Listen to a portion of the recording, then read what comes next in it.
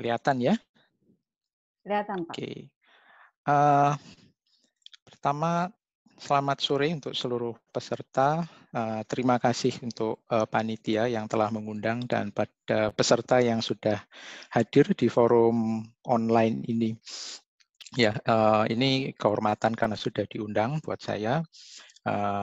Dan juga ada kesempatannya untuk menyampaikan beberapa hasil kerja yang setelah saya lakukan beberapa tahun terakhir. Slide ini saya mohon maaf dalam bahasa Inggris, tapi penyampaiannya nanti dalam bahasa Indonesia. Mungkin ada sedikit istilah yang tetap saya gunakan dalam bahasa Inggris, misalnya jobs to be done, akan saya tetap gunakan JTBD karena terjemahan bahasa Indonesianya agak kurang pas. Slide ini saya gunakan untuk mengajar di perguruan tinggi, tapi kemudian setelah waktu diundang oleh Unpar, jadi saya tambahin. Jadi ini slide yang pertama kali saya gunakan untuk menjelaskan jobs to be done ke masyarakat umum. Ya, jadi nanti akan saya tertarik untuk mendengar feedback juga bagaimana tanggapan dari para peserta. Oke, saya lanjutkan saja ke berikutnya. Ini tadi yang disampaikan oleh Bu Maria. Saya pertama kali belajar di Fakultas Teknik, dan setelah lulus juga tetap di Fakultas Teknik, tetapi pelan-pelan bergerak dari Mechanical Engineering, dari teknik mesin ke teknik elektro. Tapi pekerjaan saya tidak hanya di jurusan teknik, karena pada saat mendesain, ya, terutama pada tahun-tahun terakhir ini, kita lebih sering dituntut untuk memahami lingkup masalah jauh lebih luas daripada engineering. Saya yakin ini juga dihadapi oleh banyak disiplin, ya, dari banyak disiplin ilmu yang mengalami hal yang sama, bahwa desain itu tidak hanya satu disiplin tapi multidisciplinary. Oke. Seperti yang disampaikan Ibu Maria tadi, ya, ini email yang bisa dihubungi kalau tertarik untuk berkorespondens. ING ini engineering, P itu nama belakang P, ES itu nama depan dan nama tengah, lalu NUS. Oke. Berikutnya saya lanjutkan saja ke agendanya. Saya akan sampaikan jobs to be done, yaitu kenapa ada jobs to be done, tapi akan saya sampaikan dalam konteks innovation, yaitu innovation sekarang seperti apa, untuk menyampaikan bagaimana jobs to be done ini diperlukan. Lalu apa itu jobs to be done, dan saya sampaikan nanti dua buah semacam case study begitu dari proyek yang saya kerjakan di beberapa tahun yang lalu.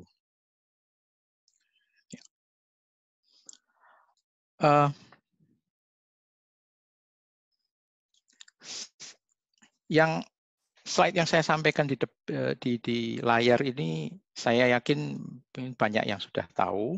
Ini bukan hasil riset saya, ini malah dari tahun 1998.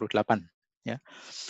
Tapi intinya adalah sekarang ekonomi mulai 1998 sampai sekarang, dan sampaikan beberapa tahun lagi, ekonomi akan lebih berkutat di arah experience, yaitu customer itu akan menuntut experience. Ya, experience. Dulu jual komoditas, lalu produk, service, tapi sekarang adalah experience. Kalau kita ambil contoh yaitu kopi, ya. Kalau dijual bijian, ini adalah contoh sebuah komoditas. Tapi kalau dijual minumnya, itu dia produk. Nilainya lebih tinggi, ya, harga jualnya lebih tinggi. Tapi dia juga bisa dijual sebagai service. Ya, ada mungkin barista yang menyiapkan kopi, lalu kopinya disajikan dalam bentuk tertentu, nilainya lebih tinggi lagi. Ya, biji kopinya ada di dalam, produknya juga ada di dalam, tapi ada tambahan service. Ya. Nah, lalu experience, ya, seperti ada di sini. Mungkin Anda tahu ini di coffee shop mana, cuma saya tidak tampilkan karena apa? Menghindari promosi. Ya, tapi ini sebuah coffee shop yang sangat terkenal, ya, harganya mahal karena yang dijual bukan kopi, experience, pengalaman, suasana duduk di tempat yang luxe, kemudian bersenda gurau dengan teman, itu ya, ada wifi, jadi ada experience dan itu yang dijual. Orang tidak pergi ke kafe ini untuk minum kopinya sebetulnya. Kalau cuma mau minum kopi kan tinggal ke vending machine. Tetapi ada hal lain yang dicari, yaitu experience, dan itulah yang dijual. Nah, ini saya kira banyak yang sudah paham. Tapi yang mau saya sampaikan lebih dari ini adalah bahwa di dalam dimensi teknologi, innovation di bidang teknologi ini juga sangat banyak kongruensinya, banyak kesamaannya. Ya. Benda yang tampil di layar ini adalah kamera, ya kan? Kamera, dia banyak hardware-nya. Dan pada saat dia diciptakan, pada saat kamera ini muncul, ya, kamera ini memberikan suatu revolusi bagaimana masyarakat berinteraksi dengan gambar. Ya kan, kalau dulu untuk melihat gambar perlu melukis, waktunya lama dan lain sebagainya. Ketika ini muncul dalam waktu yang cukup instan dibandingkan yang lalu, dibandingkan painting, dibandingkan lukisan. Sekarang user, ya, para customer, masyarakat bisa berinteraksi dengan gambar jauh lebih cepat. Ya, tuh. Jadi hardware pada saat diciptakan dia memberikan nilai tambah. Ini sekitar tahun berapa ini? 19 berapa? 40, 50, ya, 60. Nah. Lalu berkembang lagi revolusi ketika elektronik sekarang bergabung dengan hardware, dengan mekanisme, ya. Ini Walkman, ya. Kalau saya tanya anak saya, dia tidak paham Walkman karena sekarang tidak ada. Saya kurang tahu partisipan ini lahirnya tahun berapa, tapi usia saya cukup berumur sehingga tahu Walkman. Nah, pada saat dulu Walkman itu ya saya pakai, lalu bisa jalan kemana-mana itu dengan hip hop musik gitu. Menggabungkan elektronik dengan hardware. Hardware itu seperti given, semua alat sudah harus ada hardware. Tapi pada saat itu yang punya elektronik ada nilai tambah. Ya. Tapi kira-kira 10 tahun kemudian, ini gambarnya Windows XP, ya, Microsoft muncul dan dia booming karena ada software. Intinya adalah bahwa hardware dan elektronik itu juga given. Itu seperti semua orang mengharapkan pasti harus barang yang dijual itu sudah harus ada hardware dan elektronik. Tapi pada saat itu yang punya software ini muncul sebagai keunggulan, ya, menang. Ya. Lalu booming berikutnya adalah adanya network. Google sangat terkenal, kita masih pakai sampai sekarang. Bahkan muncul di vocabulary, kalau mencari sesuatu kita sebut googling, ya, yang belum ada ketika Google muncul, ya. Sekarang kita mencarinya googling, ya, walaupun pakai Yahoo mungkin. Tapi intinya adalah hardware, elektronik, dan software itu given, itu sudah expected. Nah, yang muncul adalah network sebagai suatu inovasi, nilai tambahnya di sana. Yang sekarang kita alami adalah sekali lagi sama, yaitu experience. Ya, ini contohnya produk bernama iPhone, ya. Polanya sama, bahwa hardware, elektronik, software, dan network itu expected.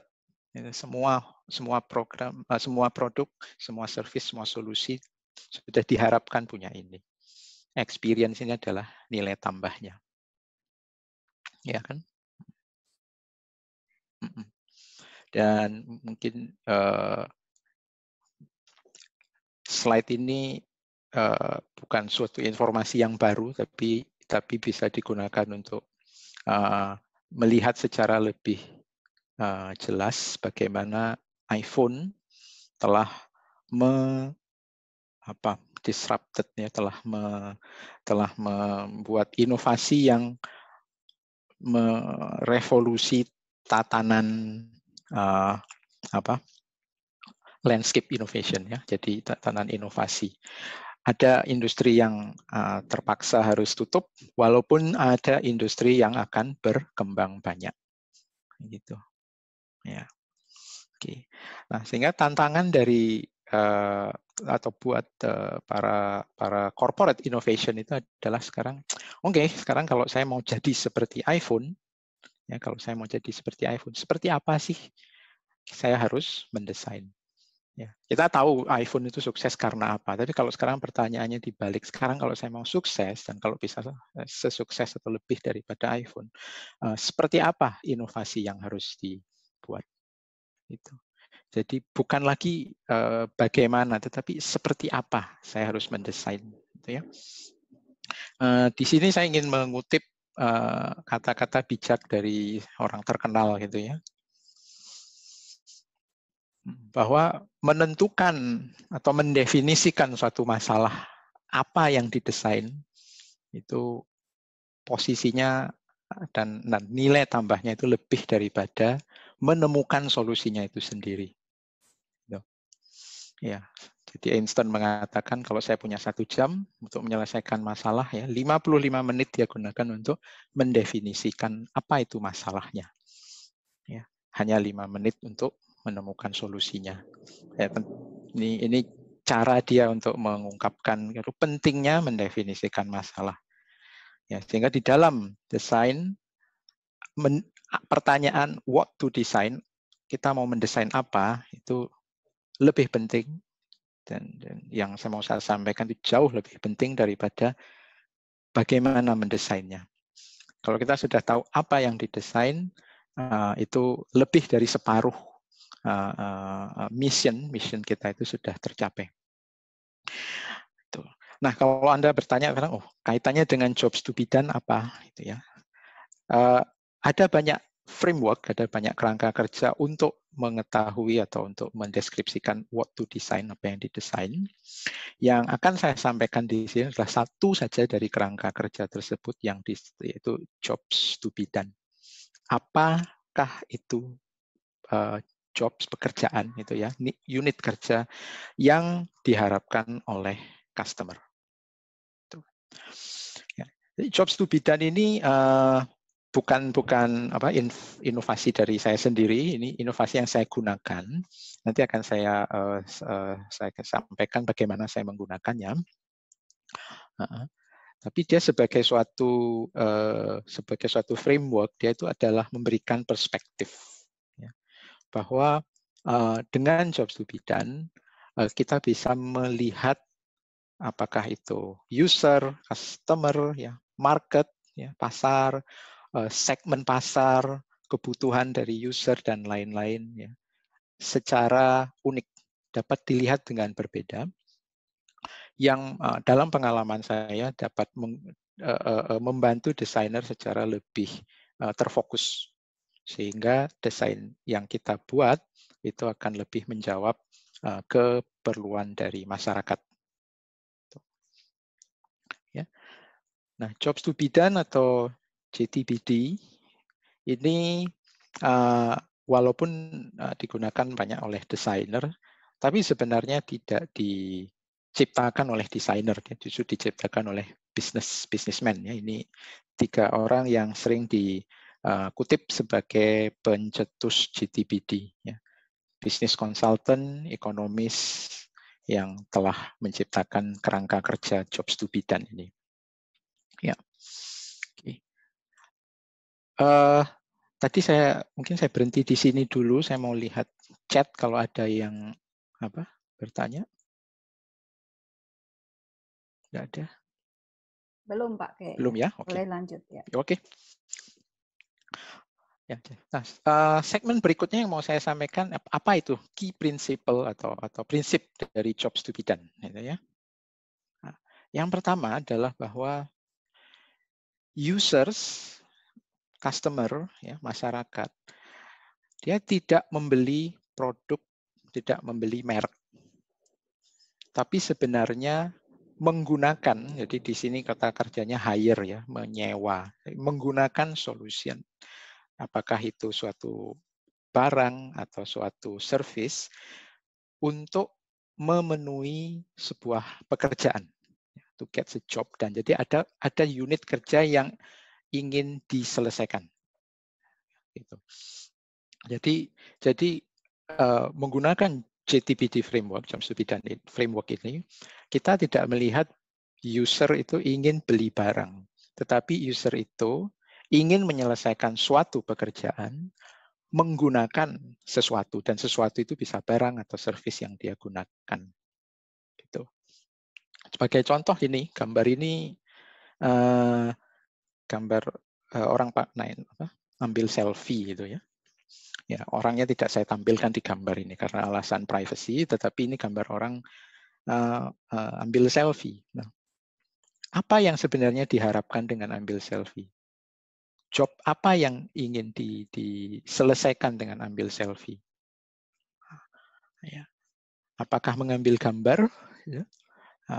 Mungkin ya, mungkin tidak. Karena kalau lihat berikutnya, kalau si user ini setelah ambil selfie lalu dia share, sebenarnya dia tidak ingin ambil selfie.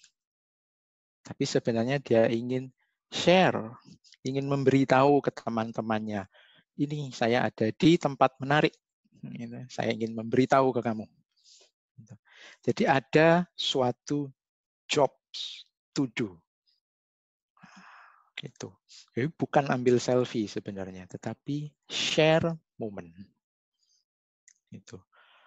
Karena kalau cuma ambil gambar, kamera juga bisa gitu. Tapi ada keunggulan lain, kan, keunggulan lain yang memenuhi harapan dari customer.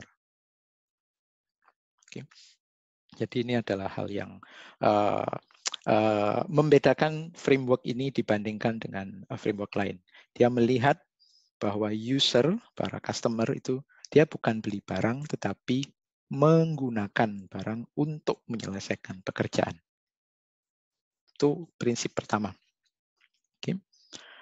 Kemudian prinsip kedua sebenarnya berkaitan dengan prinsip pertama, ya, bahwa unit analisisnya adalah pekerjaan, bukan produk, bukan user, bukan apa yang diinginkan user ini, tetapi unit analisisnya adalah pekerjaan. Jadi sekali lagi, apa pekerjaan atau apa job yang user ini ingin selesaikan? Ya, sebenarnya dia mau menyelesaikan apa? Nah, kalau kita lihat gambar ini misalnya, sebenarnya apa yang dia inginkan? What does she need? Dia ingin apa? Nah, jadi sekarang kita lihat dulu pekerjaan apa yang dia inginkan. Ya. Mungkin supaya lebih menarik, gitu, kan, karena pekerjaan saya kan dosen, jadi saya suka kasih pertanyaan itu ya. Jadi ini ada link.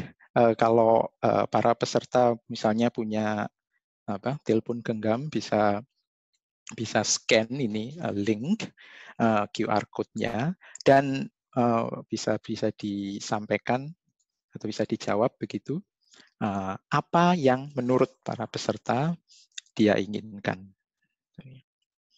Mungkin saya kasih 1 menit saja ya, tidak ada nilainya. Saya Jadi tinggal klik, di capture aja ya Pak tinggal Edi di ya? capture lalu dijawab apa. Ya, oke. Ah, ah. Silakan Bapak Ibu, mari kita menjawab. Bentar, saya ini juga sedang meng-capture. Ya. Jadi menurut para peserta, what does she need? Dia perlu apa?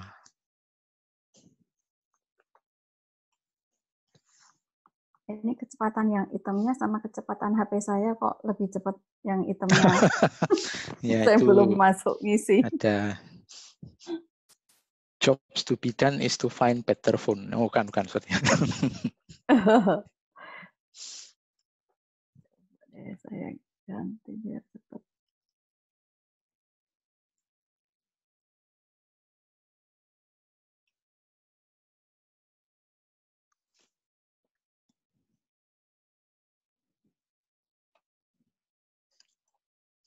Wah, lama nih yang punya saya.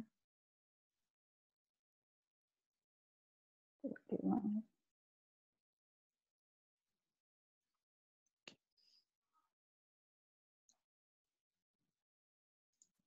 Gimana?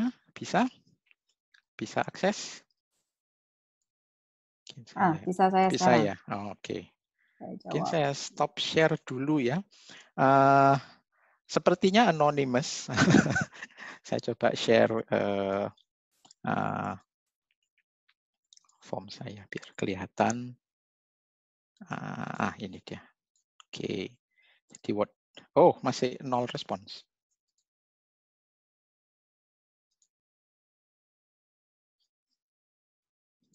Mungkin harus agak lama, kayak tadi saya susah sih. Saya perasaan sudah submit ya. Your response was submitted. Should be one, cuma saya nih. Mungkin nanti Bapak Ibu coba bisa sebetulnya di scan aja pakai kamera. Mungkin, kayak di foto gitu ini, kali ya. Ya. Refresh gitu, Pak Andi. Coba. Di refresh coba. Kita coba dulu. Itu ada. Ada ya. Responses, yes, 29. Sebentar. Kelihatan. Oke, sudah ada. Terima kasih. Kelihatan ya? Ada 30 respon. Oke, kalau kita kelihatan ya? Iya, kelihatan. Jadi ada yang menjawab mencari topik di suatu buku. Oke, mungkin saya gedekan. Ini mencari topik di suatu buku ya. Ini. Kemudian ada yang menjawab book. Oke, baca. Getting book, informasi di buku, mengambil buku, studi, solution, tangga, ya dia perlu tangga jelas, perlu tangga, stair, oke. Book to be arranged well, ya susunan buku, ingin informasi, ingin tangga, ingin buku, mencari buku yang menarik, informasi dari buku dari yang lebih tinggi, knowledge, e-book, mengambil sebuah buku, informasi dari buku, judul buku, assignment, bagus, buku, ya, buku, oke. Oke, terima kasih atas partisipasinya. Oke, saya lanjutkan saja. Oke, terima kasih. Dalam desain, bagaimana kita melihat suatu masalah itu kan menentukan apa solusi yang kita tawarkan, gitu ya. Jadi kalau kita melihat bahwa si adik ini ingin tangga, kita akan memberi dia tangga, ya kan? Tapi kalau kita lihat dia ingin buku, kita akan memberi dia buku. Solusi kita nanti bisa buku, gitu ya, atau depository, gitu ya, bookdepository.com. Tapi kalau kita melihat, oh sebenarnya dia tidak mencari tangga, dia tidak perlu tangga, sebenarnya dia mencari pengetahuan. Ya, solusi kita akan ke arah sana, iPad, itu, Wikipedia, gitu. Sehingga gambar ini di masa depan mungkin akan semakin jarang Karena buku-buku ini tidak lagi dalam bentuk buku. Kalau kita melihat bahwa yang diinginkan oleh customer bukanlah knowledge, bukanlah books, tetapi knowledge. Ya. Ya, jadi itu salah satu contoh bagaimana unit analisisnya sekarang menentukan solusi. Ya. Jadi kalau kita melihat bahwa jobs yang diinginkan oleh si anak ini adalah mencari buku, maka dia akan mengarahkan desainer, kita sebagai desainer ke suatu solusi. Tapi kalau kita lihat apa itu jobs yang dia inginkan, dan kita menganggap dia ingin knowledge, atau dari hasil pengamatan kita dia ingin knowledge, maka kita akan melihat knowledge sebagai suatu solusi. Bagaimana memberi pengetahuan, bukan memberi buku. Ya, oke, itu salah satu ilustrasi saja tentang unit analysis. Ya. Tapi tidak hanya single dimension seperti itu ternyata jobs. Ya.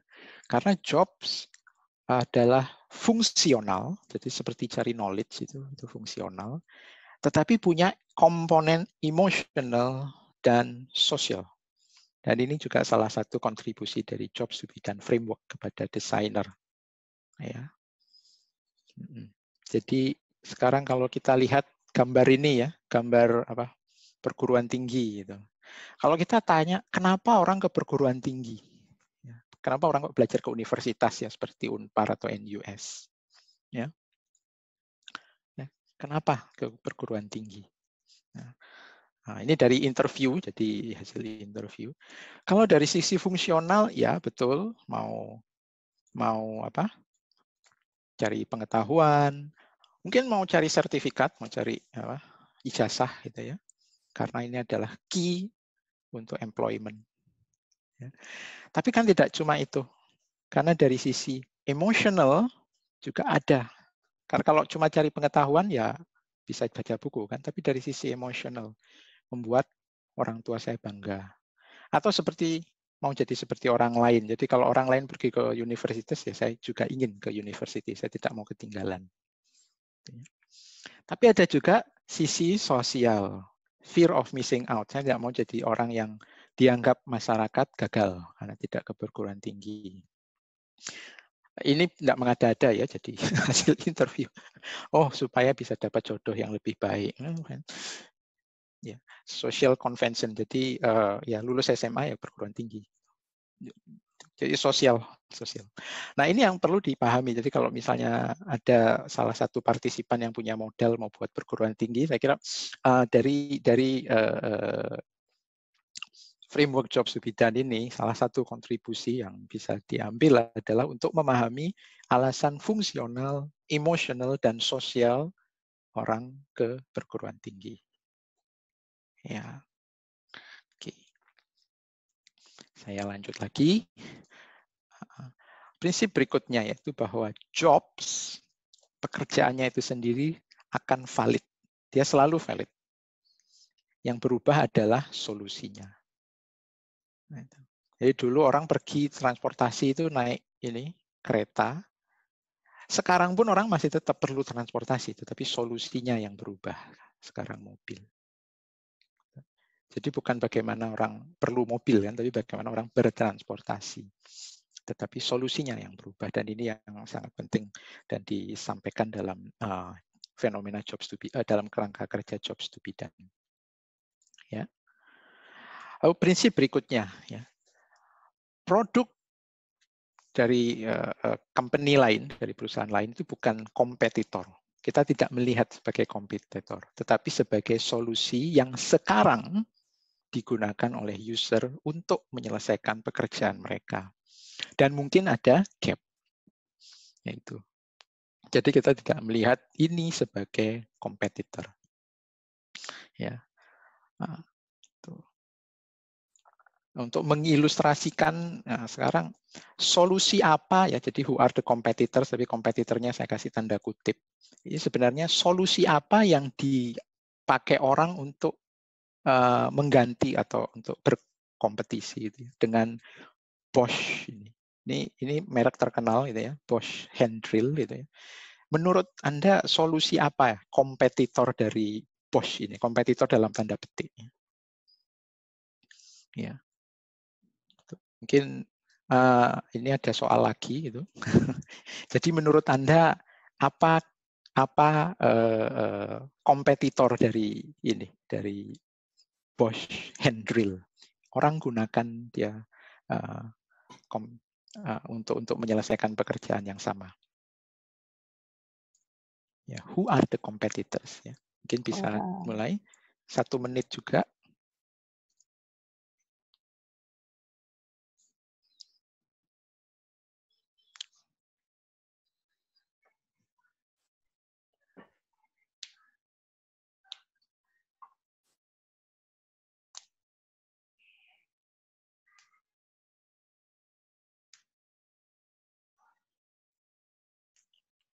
Ya, kompetitornya dalam tanda petik, karena dalam GTBD kita tidak melihatnya sebagai kompetitor.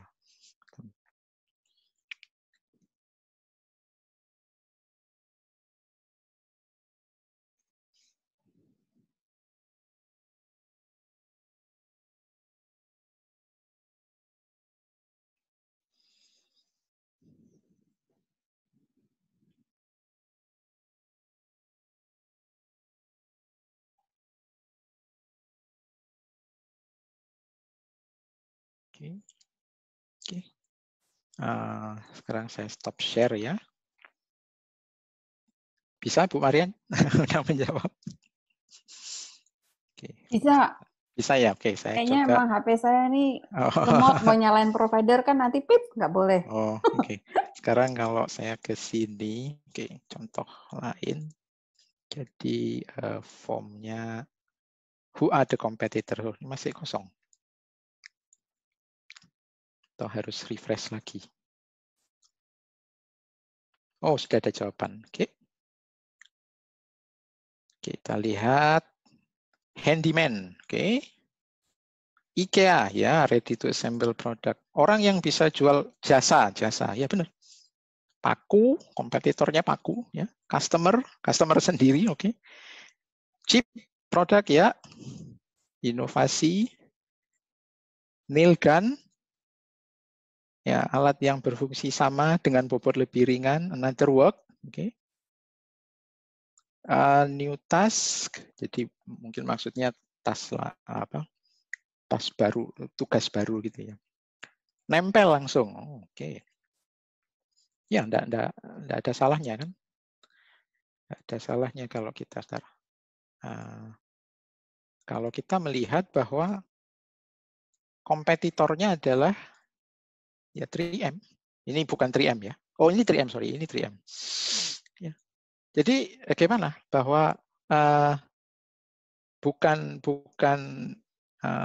another hand drill gitu loh, atau tidak harus another hand drill, tetapi yang bisa menyelesaikan pekerjaan yang sama, ya, bahwa ini hook yang lebih murah, ya, menyelesaikan hal yang sama.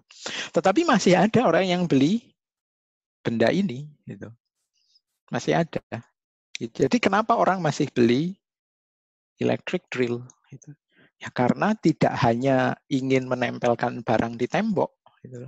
Kenapa orang masih perlu electric drill padahal ada solusi lain? Nah, kalau kita lihat hanya dari sisi fungsional ya sama. Ya ingin menempel benda gitu ya di tembok, ingin memasang sesuatu, tapi ada sisi emosional yang ingin dicapai oleh customer, dan karena itu beli hand drill gitu ya. Misalnya ingin merasa macho gitu ya, macho kan ya jangan pakai 3M gitu ya. Jadi ada dimensi emosional ketika menyelesaikan atau dalam satu job gitu. Ingin membayar dengan voucher ya, karena punya stack voucher dari Ace Hardware misalnya, lalu kalau dibelikan 3M kok banyak sekali, lalu dia beli Bosch hand drill. Ya. Dari sisi sosial sama juga, ada sisi lain. Ingin misalnya ya, ini dari case tadi. Ingin dikenal sebagai quality buyer. Oh, itu loh si bapak atau si ibu yang kalau beli barang pasti bagus. Gitu.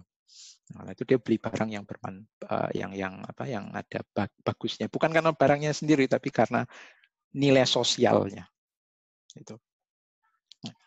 Ya, dan ini yang dalam pengalaman saya memahami keperluan customer dari sisi fungsional, emosional atau sosial. Jadi JT fungsional, emosional, sosial itu sangat-sangat membantu dalam desain. Itu. Ya, gitu.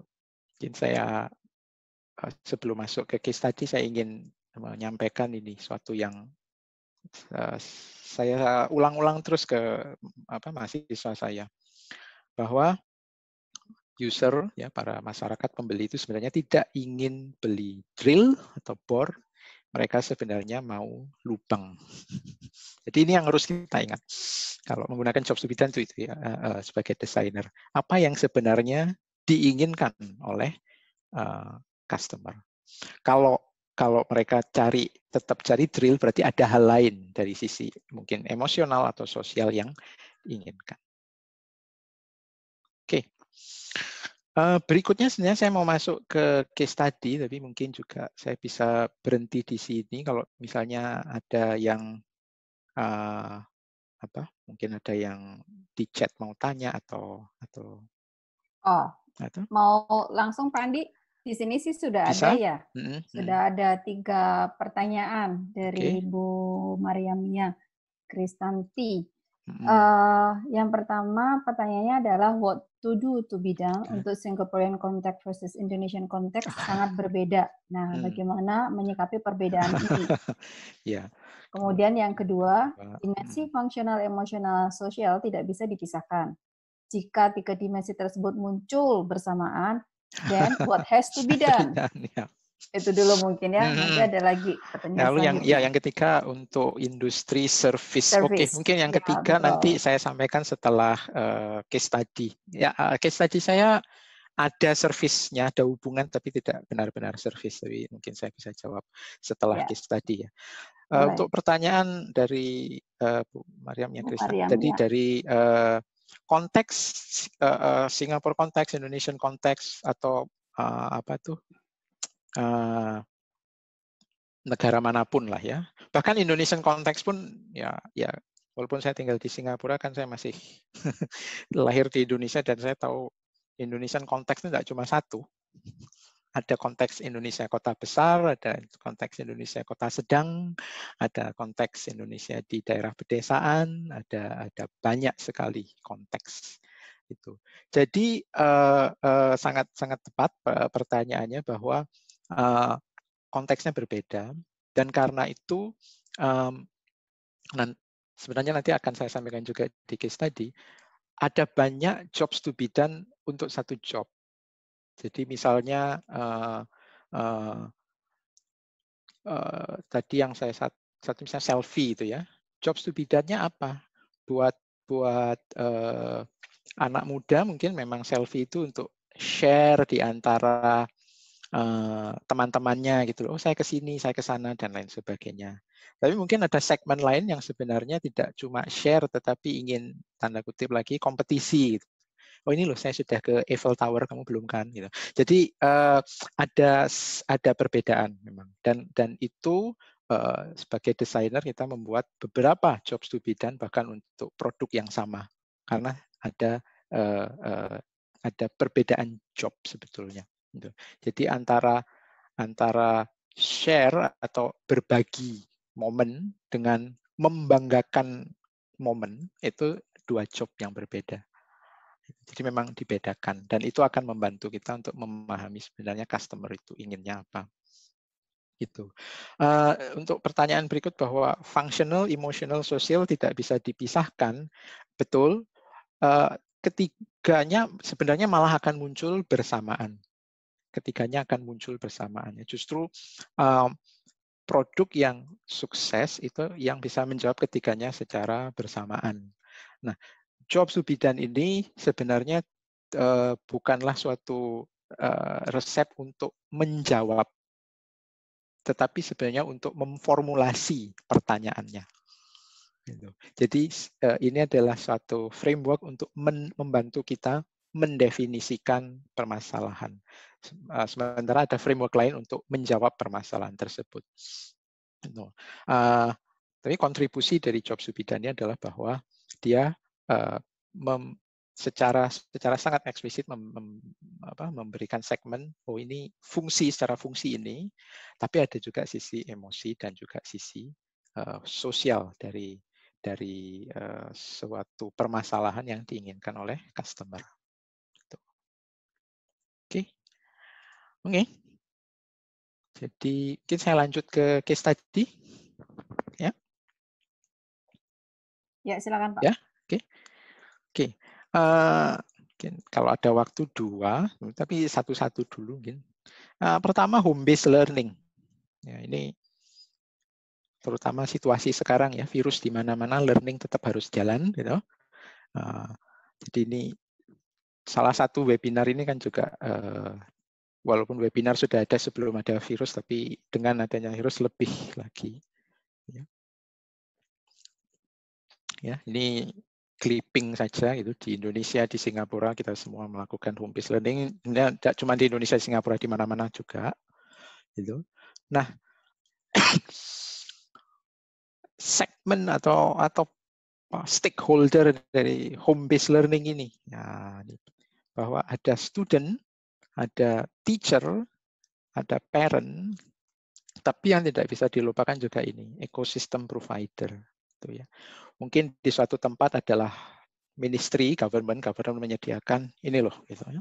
Mungkin ada juga di tempat lain yang government-nya tidak menyediakan, tetapi swasta. Gitu ya. Jadi dari corporate ada banyak, lalu student atau teacher atau parents-nya yang memilih. Jadi ada banyak sekali model. Ada juga gabungan. Jadi misalnya ada beberapa corporate yang oleh government-nya ditunjuk gitu. Oke, ini ada 3, student silakan pilih misalnya seperti itu. Tapi ini secara umum framework untuk home based learning. Dan mungkin seperti pertanyaan dari Pak dari penanya tadi tentang service, ini mungkin sedikit ada overlap-nya dengan service. Sekaligus juga pertanyaan sebelumnya dari Bu Maria tentang bagaimana kalau ada beberapa stakeholder ya munculnya bersamaan. Dan itu yang muncul kita pisahkan satu persatu. Yaitu kita menganalisis setiap jobs. Buat student, ya, secara fungsional, ya, untuk mengajar saya, mengajar diri kita sendiri, mungkin juga untuk membantu assignment, menyelesaikan tugas sekolah. Gitu. Secara emosional, supaya orang tua tidak ganggu terus, kamu udah belajar apa belum? Nah, saya ambil aja home based learning. Jadi kalau saya buka laptop dan yang keluar home page-nya website suatu home based learning platform, ya mungkin belajar atau enggak penting, karena orang tua lihat anaknya buka laptop, oke lah. Gitu. Jadi ini yang harus dipahami. Gitu ya. Ada juga sense of accomplishment, perasaan kalau saya sudah selesai gitu loh. Gitu. Jadi kalau belum ada tik gitu, mungkin ada murid yang merasa apakah saya sudah belajar gitu. Nah, ini yang perlu dipahami.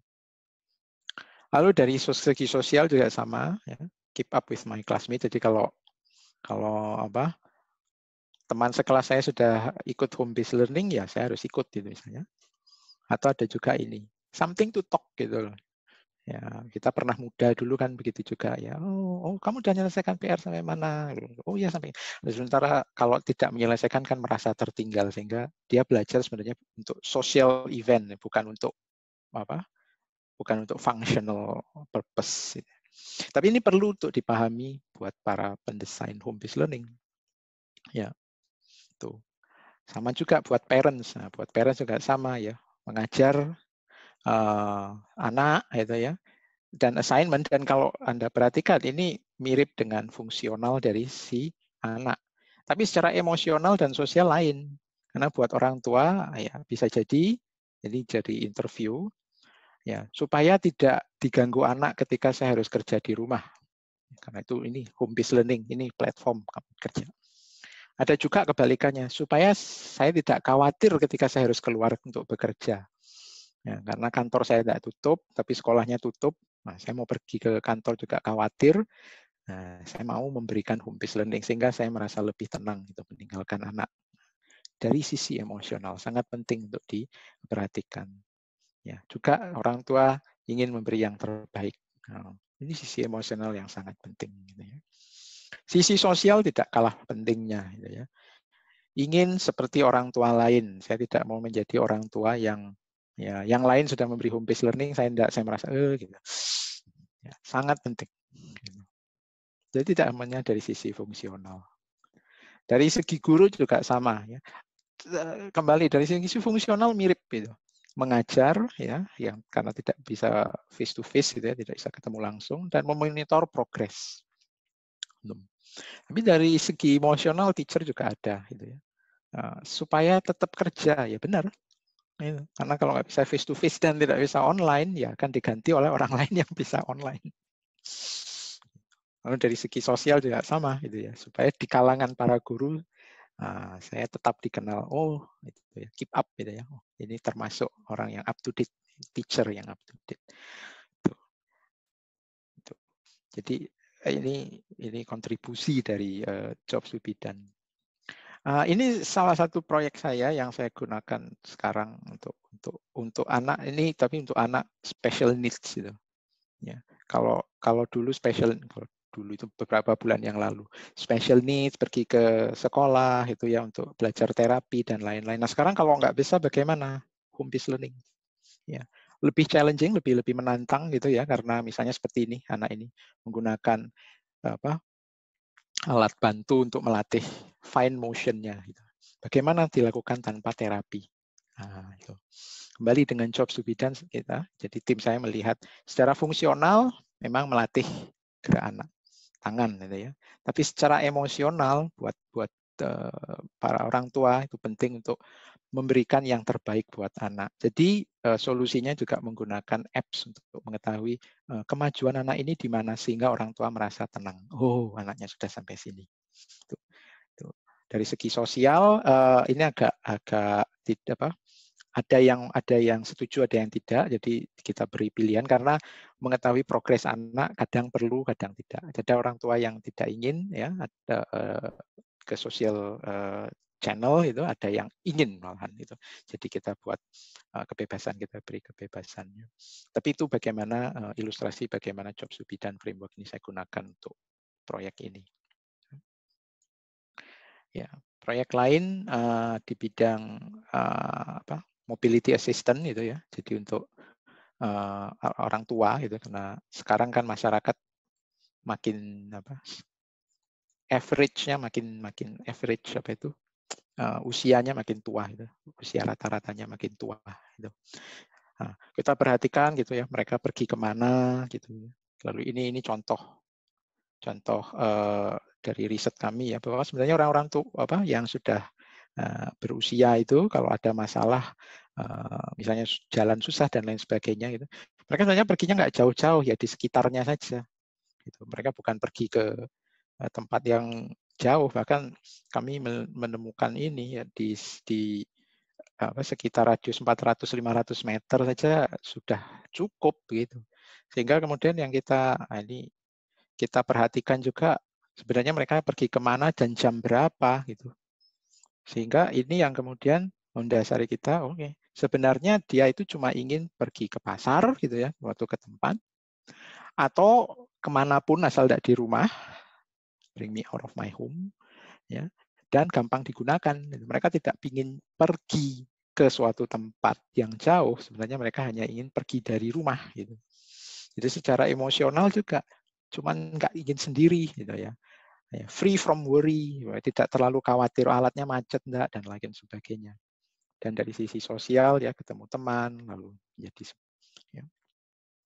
Sehingga kemudian solusinya bukan ya dari tim kami dengan itu sebenarnya solusinya bukan sebuah kursi roda yang sangat canggih enggak. Sebenarnya cuman ini alat sebuah motor yang dipasang ke kursi roda manual sehingga dia menjadi kursi roda otomatis, kursi roda motor gitu. Jadi kalau Anda lihat, sebenarnya inovasinya cuma ini. Nah, sehingga gampang dipakai, orangnya tidak khawatir macet apa enggak, gitu kan. Nah, bisa dipasang di kursi roda yang mereka sudah punya. Gitu. Dan fungsinya mirip dengan kursi roda yang motorik, gitu. Ya, tuh. Jadi untuk penutupnya ya, bahwa dari jobs to be done itu ini adalah jobs itu tidak hanya fungsional, tetapi ada sisi emosional dan sosial, dan yang penting itu adalah bagaimana kita mengartikulasi, mendefinisikan setiap unit kerja seakurat mungkin, baik di sisi fungsional, emosi maupun sosial. Itu. Nah, dan ini tadi saya awali dengan experience ekonomi, tetapi berkaitan dengan COVID-19 ini adalah laporan dari Board of Innovation bahwa kita harus siap dengan low touch ekonomi. Ya, ekonomi atau lapangan kerja suasana yang low touch, bahasa Indonesianya apa ya, karena sekarang salaman juga enggak kan gitu. Jadi kami pun sudah siap-siap untuk membuat jobs to be done baru untuk proyek-proyek yang sudah kami kerjakan sebelumnya. Oke, gitu. Terima kasih atas perhatiannya dan partisipasinya dalam kuis-kuis tadi. Ada 2. Oke. Ya.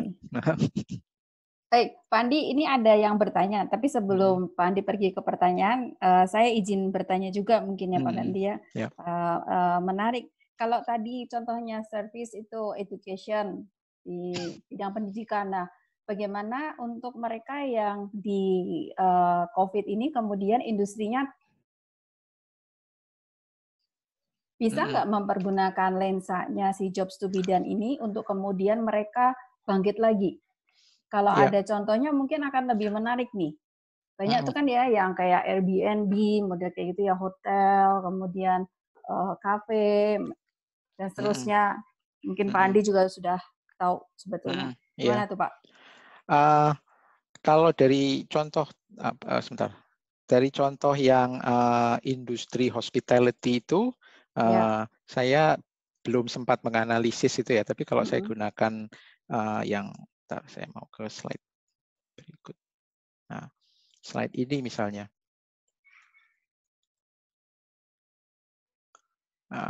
Mungkin dari teacher kali. Ini mungkin lebih tepat. Karena kalau kita lihat dari segi apa itu low touch ekonomi lagi ya, low touch ekonomi. Sebenarnya fungsi sosial apa, fungsi emosional apa gitu ya, yang ingin dipenuhi gitu ya. Jadi kalau misalnya oke. Mungkin di sini. Jadi sekarang kalau low touch ekonominya, ya. Jadi mungkin gimana? Apakah dari segi sosial gitu? Jadi tidak cuma keep up with other teacher gitu ya, tetapi contoh ini ya, inform others. Jadi inform others of my ability. Contoh ini contoh. Nah, sehingga sekarang begini. Kalau sekarang kita mendefinisikan salah satu jobs yang perlu dikerjakan itu adalah ini. Ya, inform others of my ability for ini ya untuk melakukan distant teaching gitu ya. Maka salah satu solusinya adalah sekarang kita tidak cuma mengajar gitu, tetapi bagaimana setelah mengajar selesai lalu muncul di LinkedIn saya, Andi baru saja memberi webinar online gini gitu. Ya. Jadi kembali ke bagaimana kita mendefinisikan apa itu kebutuhan fungsional, emosional atau sosial. Ya. Saya kira dari segi fungsional sebenarnya sudah terpenuhi secara umum ya. Tetapi dengan adanya perubahan ekosistem, karena sekarang tantangannya berubah, itu kembali ke unsur sosial dan emosionalnya yang harus lebih. Dan kalau boleh saya tambahkan, sebenarnya ini inform others of my ability ini, jadi ceritanya promosi kalau kita bisa ngajar online itu ya, sebenarnya sudah ada sejak dulu. Sebelum COVID pun kita ingin ini kan, ya kan, kita pasti ingin laku gitu kan ya, pasti itu. Jadi sekarang itu cuma dengan adanya challenge ini bukan berarti ada job sosial baru yang muncul, bukan, tetapi job ini jadi lebih muncul, jadi lebih penting gitu loh. Bukan ini dulu tidak ada lalu sekarang ada, enggak. Ini dari dulu ada, tapi dulu tidak sepenting sekarang. Iya, belum dilirik gitu ya. Belum dilirik, Nah, betul. berarti kalau misalnya kita ambil yang tadi konsep tourism, tetap pemetaannya buat dulu fungsionalnya apa, kemudian emosional apa, sosialnya apa. Ya, Iya. kalau nyambung ke Bu Maria tadi yang ditanyakan sebelumnya, nggak mungkin ya mereka bisa misalnya kita membahas emosional, tapi di dalamnya juga sudah ada sosial. Harus tetap 3 kotak itu atau ada kemungkinan ya emosional ya termasuk juga nanti ada sosial. Bisa kayak gitu juga nggak? Sebenarnya 3 ini secara bullet point ini masing-masing itu sih terpisah. Masing-masing akan terpisah. Ya. Tetapi solusinya yang akan dilaku itu adalah yang mampu memenuhi banyak tik gitu.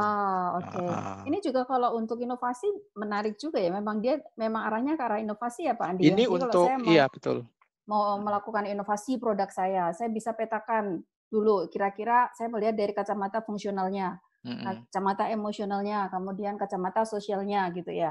Iya, kalau sebelum saya taruh di pasar kan, kalau kemudian saya mau taruh di pasar berarti setelah selesai itu baru kemudian testing ke market gitu ya prosesnya ya. Jadi tujuan JTBD ini adalah jangan sampai kita sudah selesai buat lalu baru menganalisis JTBD masuk ke pasar, enggak laku gitu. Jadi bukan. Jadi supaya menghindari itu, analisis dulu sebenarnya apa sih yang diperlukan gitu. Ya, agak mirip sama design thinking ya berarti ya. Ini salah satu framework saja yang biasanya saya gunakan. Saya pakai banyak framework. Design thinking saya pakai, JTBD saya pakai. Jadi melihat masalah itu dari banyak sisi. Gitu. Kita sebagai desainer kadang kan diajari lebih baik kamu ngukur 2 kali, motong sekali. Daripada salah potong gitu ya, sudah buat betul.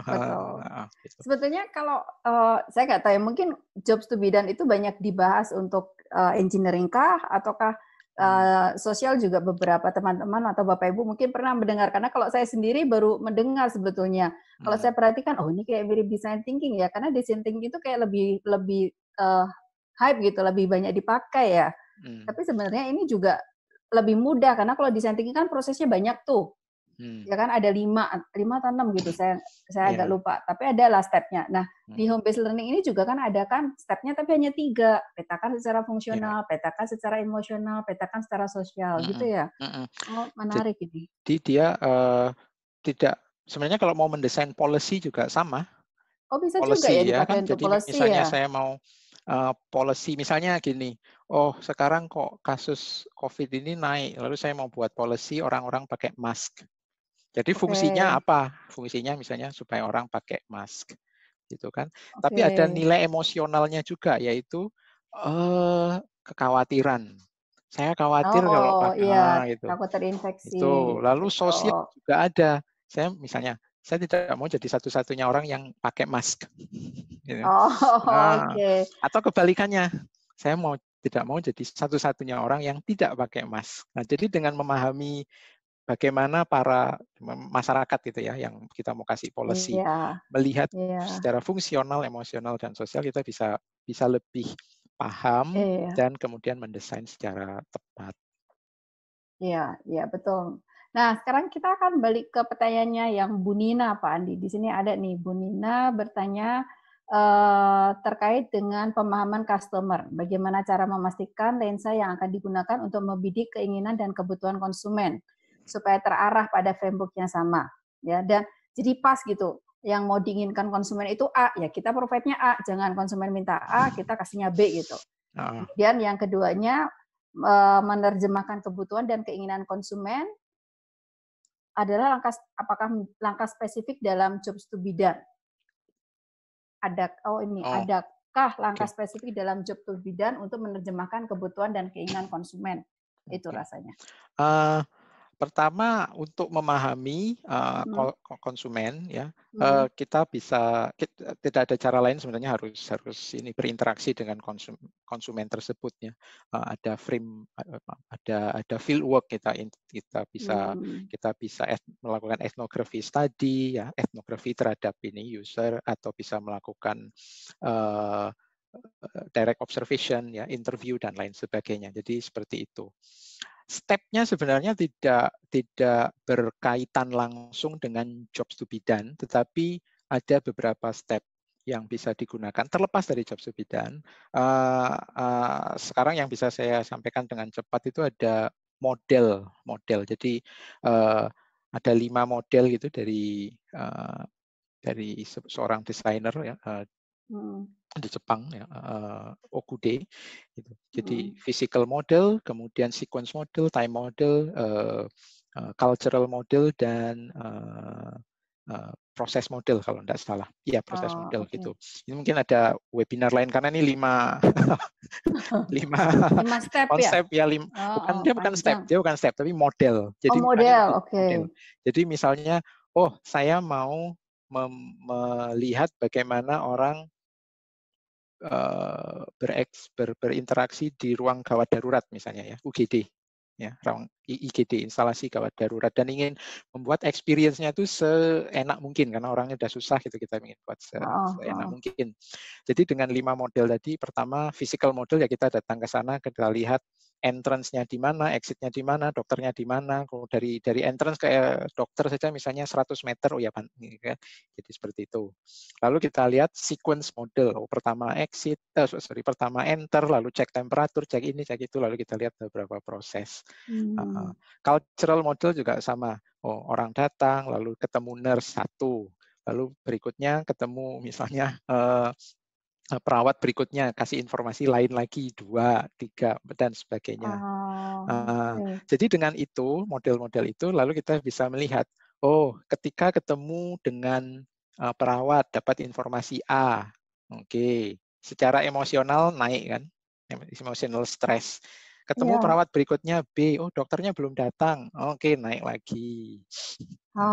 Jadi model menarik, ya? itu untuk melihat atau untuk membuat jobs to be done. Jadi sebenarnya dia terlepas, tapi bisa digunakan untuk membantu membuat jobs to be done.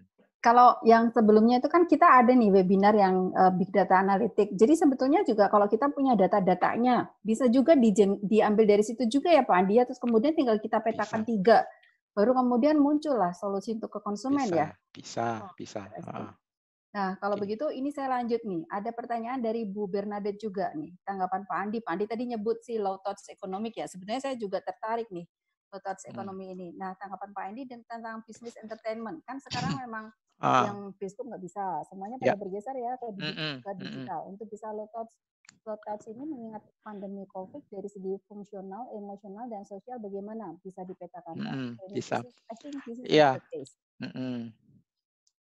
Ya, jadi kita selalu ingin beroptimis, kan, gitu. Jadi bisa enggak? Bisa. Tadi caranya bagaimana gitu dulu.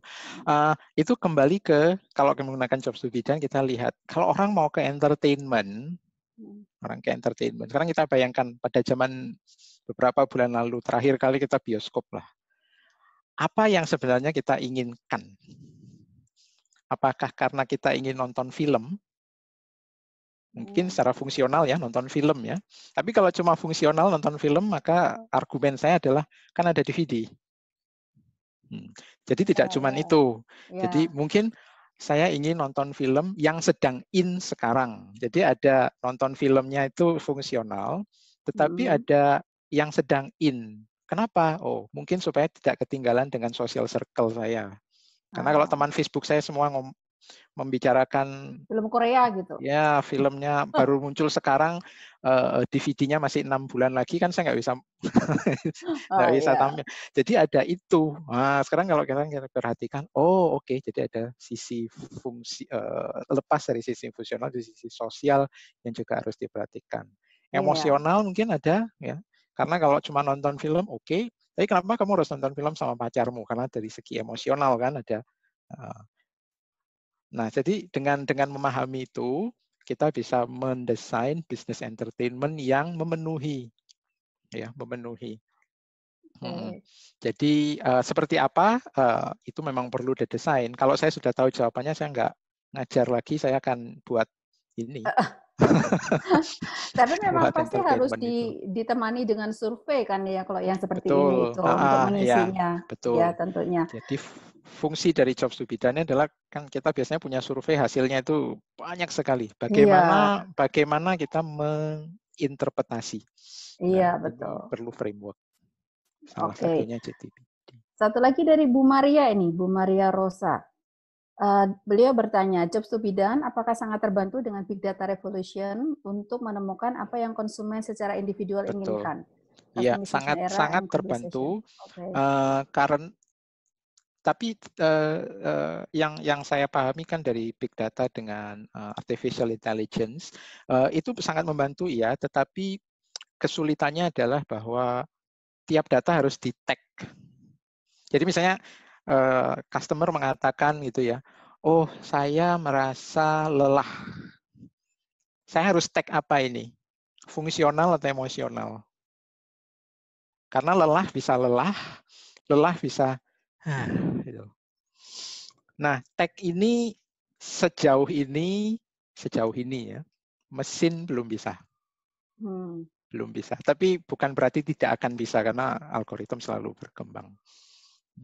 Jadi apakah terbantu? Iya, tapi sekarang biasanya kesulitannya adalah tag. Kalau nanti sudah banyak tag ini dan datanya sudah makin banyak, saya yakin kedepannya AI akan makin sanggup untuk melihat, oh ekspresi Bu Maria seperti ini, dia sebenarnya apa? Lelah pingin pijet fisik atau lelah pingin film emosional. Udah langsung gitu ya, baca. Ini juga tadi kan Pak Andi, mungkin bisa dijawab agak cepat ya Pak Andi ya, karena sebentar lagi kan juga waktu kami juga akan buka puasa. Nah, Pak Agus bertanya, proses home based learning yang sudah berjalan di NUS itu seperti apa, persiapan secara teknis yang perlu disepakati antara pendidik, mahasiswa, dan institusi pendidikan. Ini oke. Ini bisa materinya banyak sekali. Dalam 2 minggu lagi sebenarnya kami di NUS akan mengadakan simposium tentang bagaimana semua fakultas itu mengadakan ini. Tapi secara cepat saja bahwa ada sisi learning outcome, jadi learning outcomes, lalu ada sisi delivery, dan sisi assessment. Ini 3 triangle education itu ya. Pertama outcome-nya apa, lalu delivery-nya, mengajarnya seperti apa, yang ketiga assessment-nya, mengujinya seperti apa. Nah, 3 ini yang dari segi education dituntut dari perguruan tinggi. Biasanya kita selalu cepat mengatakan, bagaimana mengajar, jadi itu delivery saja, tapi itu tidak tepat. Kita harus lihat juga sebenarnya outcome-nya apa. Kita ingin mahasiswa itu mencapai learning outcome apa. Jadi misalnya mahasiswa pandai berdebat atau berargumentasi gitu ya, karena fakultasnya menuntut untuk bisa berargumentasi. Nah, lalu bagaimana? Dulu argumentasi itu pakai langsung gitu ya, misalnya pakai vokal, pakai suara, karena kan bisa diganti dengan tulisan. Tuh. Jadi 3 ini triangle ini yang harus dipahami secara bersamaan. Jadi tidak cuma delivery, tidak cuma berarti pakai Zoom, bukan, Zoom itu cuma delivery. Ya, MS Team itu cuma delivery gitu. Tapi sekarang tujuannya apa, lalu assessment-nya apa? Assessment itu cara ngujinya seperti apa? Apakah kalau orang mahasiswa datang lihat Zoom berarti sudah tik datang ujian gitu. Nah, karena ya enggak. Seperti saya sekarang saja ada laptop kiri, ada laptop kanan. Laptop kiri saya pakai Zoom, lalu kalau laptop kanan saya nonton Batman, ya kan nggak adil gitu. Kalau access itu ya nggak bisa. Itu mahasiswa sekali. Saya kira mahasiswa saya juga seperti itu, Pak. Jadi triangle, educational triangle. Lalu ya, misalnya Bandara Changi sangat sesuai. Ya, kami juga sempat berkomunikasi dengan Changi. Ya, mereka sangat-sangat di Singapura sangat-sangat ingin menjadi service ekonomi. Gitu. Jadi memang memahami customer sangat penting. Makasih loh Pak Andi, ini untuk bincang-bincangnya ya. Saya ngobrolnya bincang-bincang aja. Kalau kita bilangnya lecturing kan nggak bisa lecturing ya. Ini bincang-bincang aja, sangat menarik untuk yang jobs to be done. Rasanya sudah tercover beberapa pertanyaan atau hampir semuanya pertanyaan dari Bapak Ibu. Mungkin saya dari Unpar sendiri juga mengucapkan terima kasih untuk kehadiran Pak Andi di sore hari ini. Jika Bapak Ibu nanti ingin berkontak, bisa kami berikan alamat emailnya.